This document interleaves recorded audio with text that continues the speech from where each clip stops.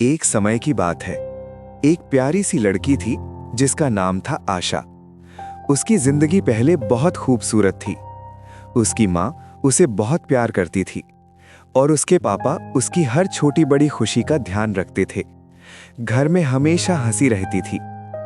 आशा सच में एक छोटी राजकुमारी की तरह रहती थी। लेकिन एक दिन सब कुछ बदल गया। आशा की माँ अचानक बीमार पड़ गई और कुछ ही दिनों में वो इस दुनिया को छोड़कर चली गई। आशा की दुनिया जैसे टूट गई। वो दिन रात अपनी माँ को याद करके रोती रहती। कुछ समय बाद उसके पापा ने दूसरी शादी कर ली। शुरुआत में सब ठीक लग रहा था, लेकिन धीरे धीरे सच्चाई सामने आने लगी। नई माँ का दिल बहुत कठोर था और उसकी 2 बेटियां भी थीं, जो हर समय आशा से जलती थीं। फिर एक दिन आशा के पापा भी उसे हमेशा के लिए छोड़कर चले गए। अब इस घर में आशा बिल्कुल अकेली रह गई। उसकी सौतेली माँ और बहनों ने उसे नौकरानी बना दिया। वो सुबह से रात तक काम करती, झाड़ू लगाना, बर्तन धोना, कपड़े साफ करना, और बदले में मिलता क्या? बस ताने और अपमान। वो लड़की जो कभी राजकुमारी की तरह रहती थी, अब धूल और राख में जी रही थी।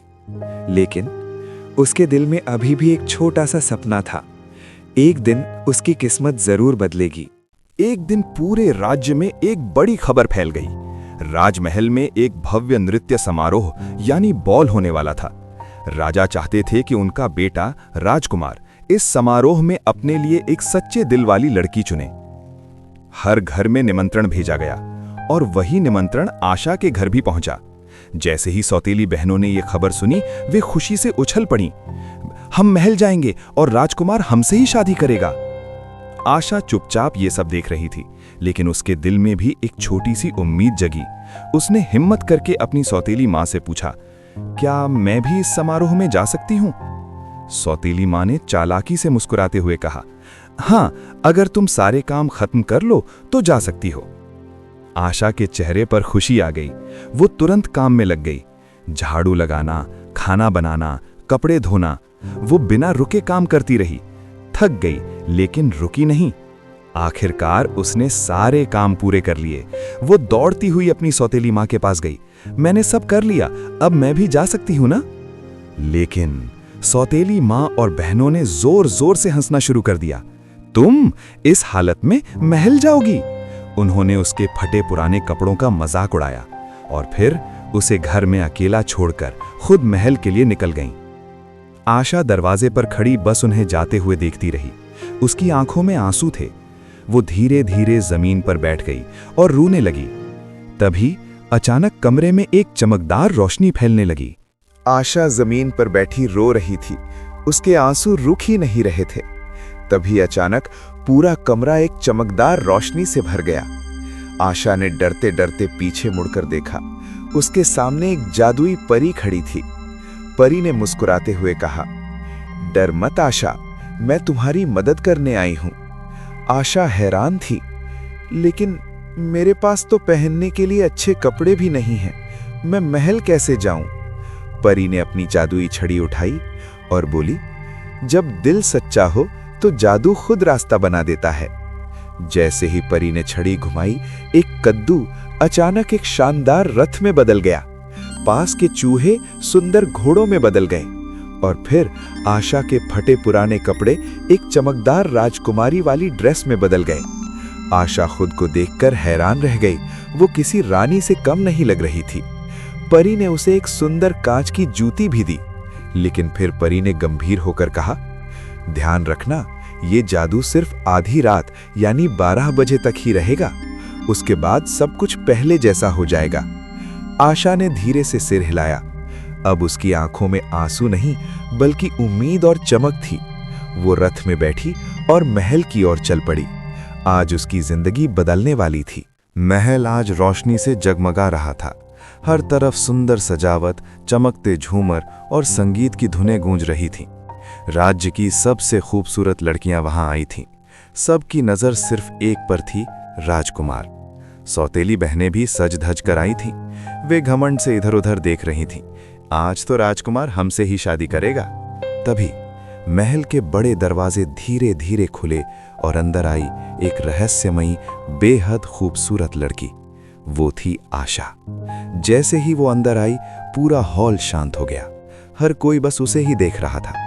राजकुमार की नज़र जैसे ही आशा पर पड़ी, वो उसे देखता ही रह गया।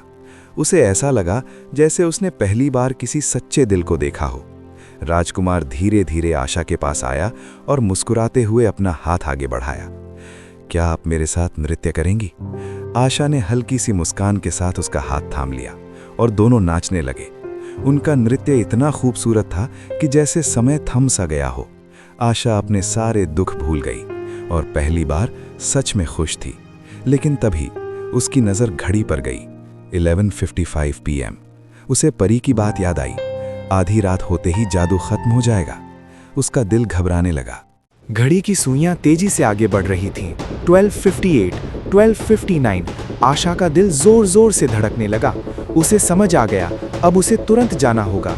वो अचानक राजकुमार का हाथ छोड़कर भागने लगी। राजकुमार चौंक गया।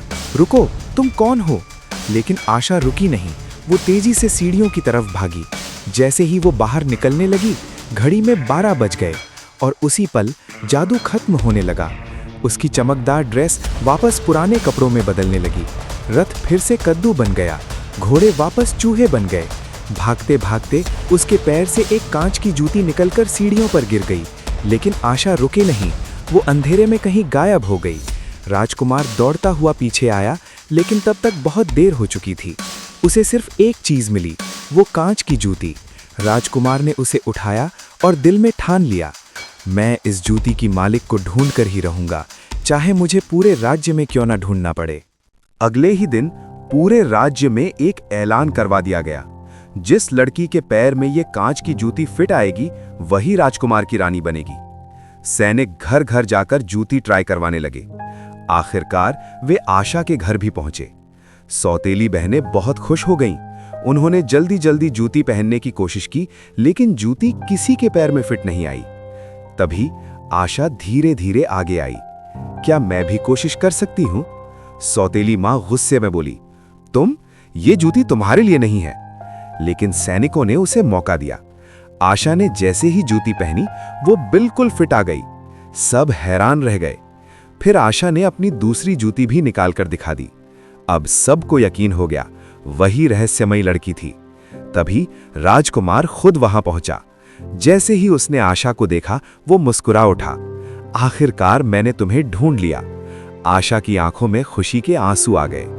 कुछ ही दिनों में दोनों की शादी हो गई और आशा, जो कभी दुख और तकलीफ में जीती थी, अब एक खुशहाल रानी बन गई। सौतेली माँ और बहनों को अपनी गलती का एहसास हुआ।